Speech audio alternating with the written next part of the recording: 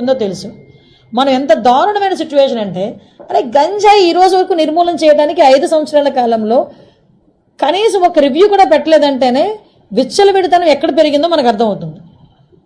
ఆఖరికి వైఎస్ఆర్సీపీ నాయకులు కూడా గంజాయిలు అమ్ముకోవడంలోని గంజాయి వ్యాపారంలోని ఇన్వాల్వ్ అయిపోయారు కాబట్టి వాళ్ళు అసలు దీని మీద కనీసం దృష్టి పెట్టలే. ఏమండి, చింతపల్లి నుంచి జీమాడుగల్ నుంచి అటువైపు నుంచి అదేవిధంగా మనకు ఒడిశా నుంచి ఇలాంటి మల్టిపుల్ ప్లేసెస్ నుంచి మనకి గంజాయి సరఫరా అవుతుంది. మనకి ఎన్ని చెక్ పోస్టులు ఉన్నాయండి అని డిపార్ట్మెంట్ వాళ్ళని అడిగితే 3 చెక్ పోస్టులు ఉన్నాయని చెప్పారు.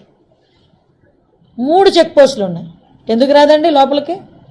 మనకి వైజాగ్కి ట్రాన్స్పోర్టేషన్ ఎక్కువ, ఇటు ట్రైన్స్ కానీ ఇటు ఫ్లైట్స్ కానీ రోడ్ ఫెసిలిటీస్ ద్వారా వ్యాన్లు మిగతా అన్ని దాంట్లో ఈవెన్ 2 వీలర్ ఆఖరికి అమెజాన్లో కూడా పెట్టుకొని అమ్మేసుకుంటున్నాడండి డ్రగ్స్ని.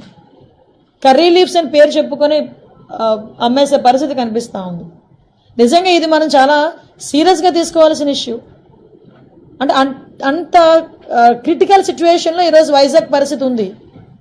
నేను ఎందుకు దీని మీద ఇంకా ఛార్జ్ తీసుకోకుండానే నేను రివ్యూ పెట్టానంటేనే ఒకసారి దీని సీరియస్నెస్ ఏంటన్నది ఆలోచించండి.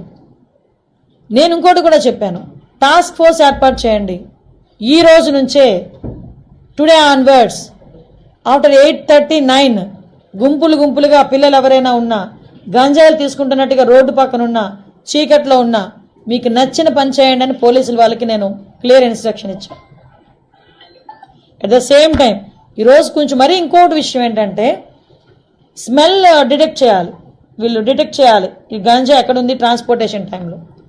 స్మెల్ డిటెక్ట్ చేయడానికి రెండు ఉన్నాయి డాగ్ స్క్వాడ్. 2 అసలు నిజంగా ఈ రాష్ట్రాన్ని ఏమి చేసేద్దాం అనుకున్నారు ఈ 5 సంవత్సరాలు? నాకు అర్థం కాల. 2 డాగ్సా? కనీసం వాళ్ళకి ఇంకొకటి ఏంటంటే, పోలీసులు చెప్తా ఉంటే బాధ అనిపించింది, సీజ్ చేసిన వెహికల్స్ని వేర్ హౌస్ అనేది కూడా లేదు ఈ రోజు వరకు.